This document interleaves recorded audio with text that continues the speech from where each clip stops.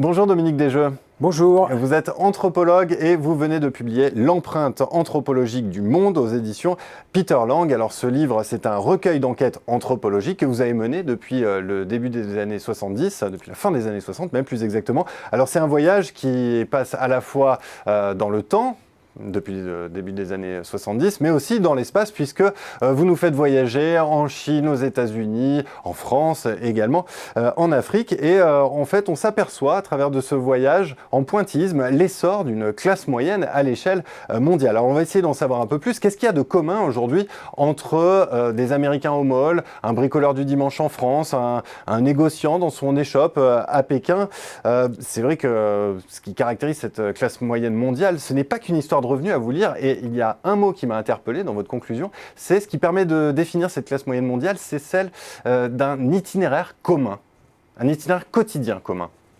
Alors, l'histoire de la classe moyenne mondiale, parce qu'il y a quand même une histoire derrière ça, on peut dire qu'elle démarre dans les années 1920 avec la classe moyenne américaine.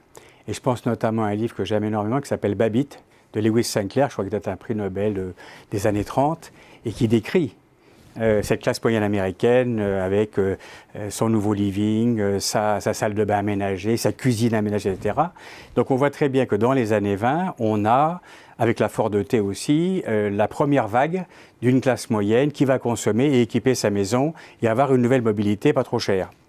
La deuxième vague, et c'est comme ça qu'on verra le point commun avec la Chine et les BRICS, donc le Brésil, la Russie, l'Inde et la Chine, c'est les années 45-50, qu'on appelle les 30 glorieuses, qui est un terme assez joli, même si on sait que tout le monde n'a pas gagné. Ça a quand même été une période où on a vu à la fois toutes les infrastructures qui ont été aménagées, comme les autoroutes et les routes, l'urbanisation, l'équipement de la maison, le logement, la grande distribution, et ceci dans l'Europe de l'Ouest. Et puis on a vu la troisième vague qui n'est pas finie, qui est en cours, et à chaque fois avec des hauts et des bas, c'est la vague chinoise, la vague brésilienne, la vague indienne, la vague russe, mais aussi turque, israélienne, j'ai fait des enquêtes en Israël, où on voit la même chose. C'est très bien montré par Aglietta, qui avait été interviewé ici aussi. On voit les infrastructures, les ports, les aéroports, les autoroutes. Je ne discute pas des externalisations négatives, comme diraient les économistes, en termes de développement durable. De fait, la consommation s'est développée à partir des infrastructures, de l'urbanisation, des logements, de l'équipement de la maison, à travers la Wi-Fi à l'époque, enfin à travers la Hi-Fi à l'époque, plutôt à travers les machines à laver, à travers des choses extrêmement concrètes. Et c'est pour ça qu'il y a un point commun entre toutes ces classes moyennes, c'est qu'elles passent tous par un espèce d'itinéraire qui n'est pas linéaire, mais qui va du logement, où on va chercher à s'équiper, on va chercher à acheter des biens de consommation. Ce qui va rester culturel, donc différent dans cette classe moyenne, c'est qu'en Chine, on va manger avec des baguettes, alors qu'aux États-Unis, on mangera avec un couteau et une fourchette. Si on prend le bricolage, les Américains bricolent depuis 1945, les Chinois ne bricolent pas, et il est probable, c'est très compliqué à expliquer, et le roi Merlin n'a jamais réussi à implanter de magasin en Chine pour son bricolage. Alors que quand j'ai discuté avec le patron de Leroy Merlin en 2000, quand il a vu mes photos de salle de bain et de cuisine, il m'a dit « mais c'est mon marché est là ». Il avait raison. Sauf que il n'avait pas vu qu'en Chine, bricoler, c'était déchoir. Alors qu'au contraire, aux États-Unis, bricoler, c'était reprendre, pour l'homme, reprendre une place dans l'espace domestique. Donc on voit bien qu'il y a des points communs sur la consommation en général, mais évidemment des particularismes, des particularités en fonction de la culture et de l'histoire. Alors c'est très intéressant parce que pour comprendre cette classe moyenne, il faut effectivement analyser l'espace, vous l'avez très bien dit. Il faut aussi analyser le symbolique. On le comprend d'ailleurs en lisant votre enquête sur la sorcellerie au Congo-Brazzaville. Alors comment est-ce que ce symbolique, ce récit s'exprime-t-il ? Alors la question de la sorcellerie est très intéressante parce qu'en réalité c'est extrêmement moderne et j'en vois deux applications, c'est ce qu'on appelle les théories conspiratoires du pouvoir et deuxièmement la publicité.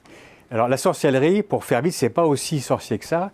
J'étais au Congo, au village de Sakameso, vous descendez légèrement à droite en remontant le deuxième cocotier et vous arrivez pile dans le village. Je dis ça pour plaisanter, mais pendant 4 ans, j'allais régulièrement dans ce village faire des enquêtes et j'ai découvert quelque chose que je ne voulais pas analyser au début, qui est assez compliqué, qu'on appelle la sorcellerie.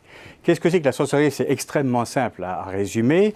Vous avez une personne qui est en mobilette, elle met son bras à droite, elle tourne à gauche, elle se fait écraser. Pour moi, c'est assez normal. Au Congo, non. Et on va dire, s'il se fait écraser, c'est que son oncle a fait qu'il soit écrasé. Si j'ajoute qu'il a mis son bras à droite et qu'il a tourné à gauche, c'est son oncle qui a fait. Et à chaque fois, on va expliquer les malheurs du quotidien par une puissance extérieure, en l'occurrence l'oncle maternel, parce qu'on est en système matrilinéaire, peu importe, ça c'est la vraie anthropologie de la parenté, on va expliquer les malheurs du quotidien par une puissance extérieure. Donc, quelque part, c'est un système qu'on peut appeler paranoïaque, c'est-à-dire on a d'un côté des gens qui sont malheureux et de l'autre côté des gens qui veulent faire le mal. Et on dit, bon sang, mais c'est bien sûr, puisqu'il veut faire le mal et que l'un est malheureux, c'est lui la cause. Et bien évidemment, l'inconnu, c'est cette cause. Et c'est exactement ce qu'on a dans les théories conspiratoires du pouvoir aujourd'hui, ce qui montre bien que ça n'a rien de nouveau, c'est un vieux mécanisme anthropologique qui permet de donner du sens à la souffrance. Donc, expliquer le monde par la conspiration, c'est expliquer le monde par des puissances qui nous gouvernent. Alors, par certains côtés, nous, comme sociologues, on serait un peu comme ça si on est trop déterministe. Mais heureusement, on voit des marges de manœuvre. La deuxième application amusante, c'est la publicité, où on voit que la publicité ressemble à un système très magico-religieux qui est un mélange, pour faire vite, entre de l'animisme et le catholicisme. Sans parler de religion ici, uniquement, c'est un mécanisme symbolique. Dans l'animisme, on pense que les objets ont une énergie, et l'énergie pour moi est un des cœurs de l'analyse du monde, mais deuxièmement aussi, la transsubstantiation catholique, c'est-à-dire le fait qu'on change le pain en corps de la divinité, est le principe même de la publicité, puisque tout d'un coup, grâce à la marque, le produit devient une personne. Donc on voit bien ces espèces de permanence anthropologique, c'est ça que je veux montrer aussi, que tout ça n'a rien d'extraordinaire en termes humains, même si les formes, comme toujours, sont à chaque fois extrêmement différentes. Un mot sur l'évolution de cette classe moyenne, et je voudrais qu'on reparte de l'espace de logement. Vous notez, et c'est très pertinent, un rétrécissement de cet espace de logement. Vous appelez le hub domestique, et ce hub domestique, il a tendance à se réduire, parce qu'aujourd'hui, avec les outils numériques, on fait ses courses de chez soi, on travaille de chez soi, on rencontre des gens de chez soi. C'est quoi l'avenir de cette classe moyenne? On va tous finir comme des hamsters en cage? Alors, je ne suis pas capable de prévoir ça, mais ce que je voulais montrer là, c'était un travail qu'on faisait, un séminaire qu'on faisait avec l'Obsoco, l'Observatoire de la consommation, et chacun amenait son apport, économiste, gestion et moi comme anthropologue, et j'avais été frappé dans une enquête de voir la multiplication des écrans à l'intérieur du logement. Comme anthropologue, je passe mon temps à aller voir des cuisines, des livings, des salles de bain, des chambres, dans tous les pays du monde, et y compris en France. Et un jour, j'ai eu l'intuition, ça fait 1 an ou 2, j'ai eu l'intuition que ça ressemblait étrangement à ce que j'avais vu au Congo dans un village. Dans un village, qu'est-ce qu'on a? Au même endroit, on produit, on consomme et on vend. Tout ça dans un rayon de moins de 5 km², ce qui est très, très, très faible.